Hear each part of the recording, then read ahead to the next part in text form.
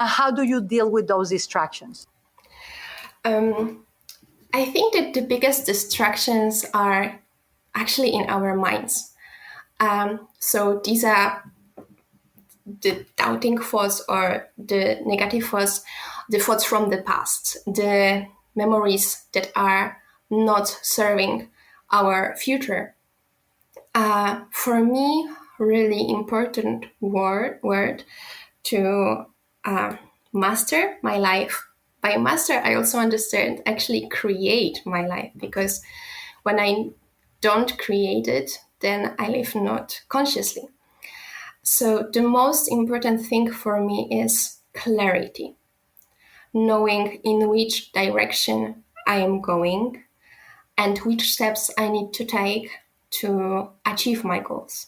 Really, really often I need to create those steps. Actually, the clarity is really complex topic. To achieve the clarity, I need to know who I am. I need to know where in my life I am. I need to know which tools I need to have to get what I want in life. These tools also are changing, and sometimes I need to adjust for instance, my routines. Really important for me to gain the clarity is seeing the truth. I need to sometimes admit to myself that something is simply not working and I need to change my approach. It is really important for me to test different tools and see what's working. It's not trying, but deciding and then doing and analyzing the outcome on different levels. For me, doing is actually not enough. Say some more about that. Because for example, like I know that for distractions for you, like when you are playing piano, you have said before, like you like people to make noise. Yes. You like people to make noise, so you focus. So you manage your distractions. Would you say that you manage your distractions by actually creating an environment when you face those distractions to not be distracted? Would you say that that's a strategy? Yes, when we are talking about this environmental distractions, I am practicing this. So I am asking my friends, teachers, listeners during my pre-performances to do some noises during the performance, or I set an alarm so my phone will ring during my performance. I am putting really strong light simply on my face, so I will get distracted and it will be more difficult to focus. So for me, it is the preparation, it is the practice to stay focused on my playing no matter what's happened. I love that. And how do you deal with those distractions of the mind? Because I hear, you need clarity to know who you are, but practically, I know you do. You practice some modalities of visualization or meditation or breathing.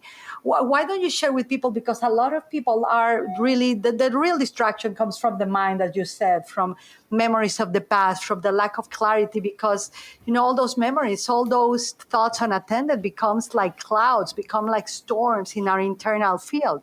It's great that you have the external distractions, kind of like. You master them by presenting yourself in through them and having them around you, and you're able to show up. But for your internal distractions, what are tools that you use? What type of, do you use meditation? Do you use visualization, breath work? Please share those with us.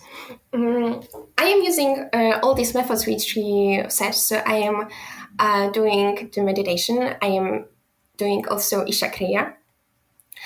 I am practicing various breathing techniques, and also I am visualizing my performance on many levels.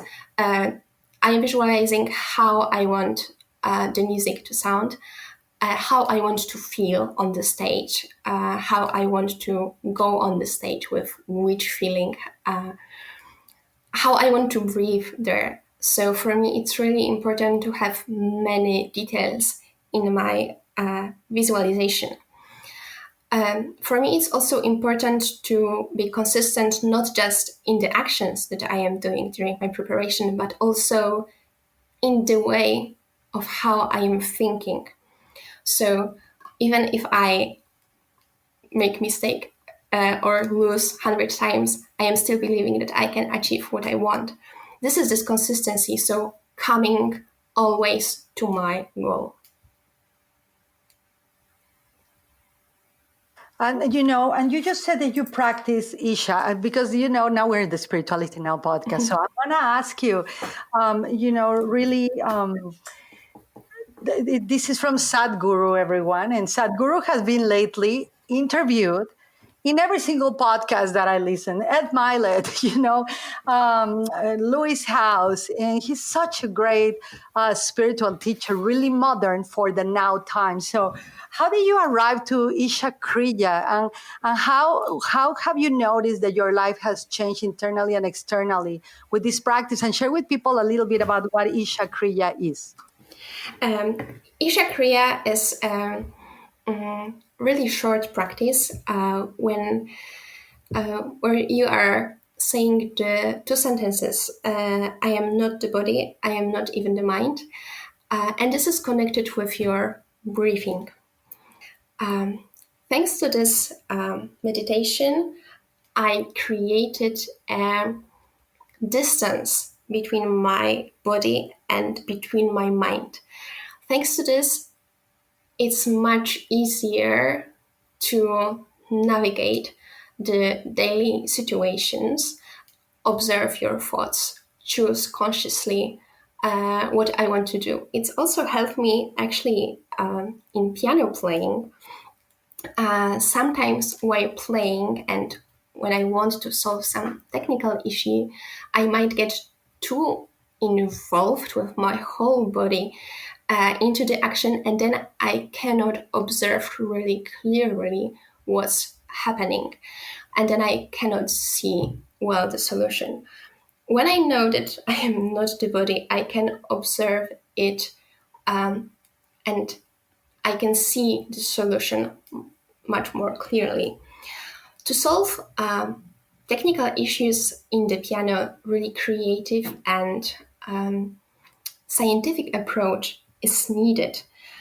Some issues can be solved just by changing the mechanical aspect, so the body aspect, and sometimes I need to change the mental aspect. For instance, change my image of the sound or trust myself that I can jump from one part of the keyboard to the next part with ease. So thanks to this practice of meditation, of Isha Kriya, I was able to navigate my life more easily. And for me, the spiritual practice, I love how you are tying everything to piano. Like a lot of people think that spirituality or is just meditating in a cave, but for you, really is being in the piano, visualizing the music. I love how you visualize the sound, the feeling, even before, how you are caring for yourself so you can be a better conduit for the life mission that you have. That is not only to share mastery, which is for me I hear you're playing and I always get moved to tears. I've had the privilege to listen to two concerts of yours, once with Tim Grover and once in our our inner circle, creating new words here, our inner circle called Convergence, and it moves me to tears. But I know now why, because I'm not only listening to the music, I'm feeling the feelings that you pre-created before when you were imagining, visualizing, and your ability to be so present in the moment. That's what spirituality is. It's not going to a cave. It's not chanting all many times. It is doing what you love, being where you are, and giving your all into the moment of your mission, your purpose, your soul, and really create music out of life. And you are doing it so. Oh my goodness, Karolina. So tell me something. So as you are unfolding, and how old are you? 27. 27 years old, and she's really already a master, and always in the pursuit of more. And you have blended spirituality and music very well. So what plans do you have? What goals do you have into your future, which is also now with your pursuit of music? What are your goals right now? My goals are to master myself, to master my life, master who I am, who I want to be, and master my playing. Music is really a miniature of life. You experience it in the now. And while playing, I need to use the knowledge from what just happened to produce the smooth connection between the sounds. I also need to imagine in my mind the sound that I want to play next. I learned to use the past experience and the experience of the now and create the future I want. I want to master my mind, my body to create what I want. Now that's mastery, and now I'm feeling so much more peace, Carolina, and there is something I want to share. I went to public speech. I've been public speaking for a long time, but not like really professional, especially in English, right? And I did one keynote, and you gave me such incredible feedback. I want to share with people. When I received your feedback, it was a partiture. It was the feedback itself was worth for me, like, to make all the mistakes possible to receive this feedback. It's like a treasure. I have it in a special file of like sacred teachings. And tell us how you see, how would you like the world to play its music? Like when you have students, when you have with me, you are so kind, so generous, giving me feedback based from your mastery on how you prepare, how you train, how you see life through mastery, which is really, again, I'm going to repeat this. I believe that there's no life without mastery. There's living, there is surviving, but there is no life without mastery. So what do you see? What do you wish for your students, for the people that are in the pursuit of mastery too? Firstly, thank you so much, Yvonne, for so warm and kind words. I'm really moved by them. What I want my students to realize, I really want them to realize that they create their own reality. And thanks to music, they can learn a lot about themselves and about life. Music helps us to feel many emotions which we sometimes might not feel during our day-to-day life. While playing the piano, you can realize that the source of all emotions is actually inside of you. The control panel is inside of you. So you can choose how you want to feel, how you want to approach each situation in your life. You mentioned as well the word feedback. Feedback is really important for me in the journey of mastery. I think that what is really important is not to deceive yourself, to really see the reality. And the feedback from other people is really helpful tool actually to achieve your goal quicker. I learned to take just the information and leave the emotional content. This is really important skill which can be, of course, developed. Wow! Now I'm feeling the meditative vibes here.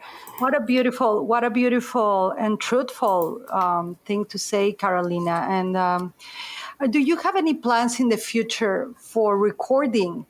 For recording like music, so that people can purchase your MP3s, your music online? Is there any goals of doing that? Yes, I was thinking about recording the CD, but before I am planning to take part in more competitions. Oh, wonderful! That's so wonderful. And what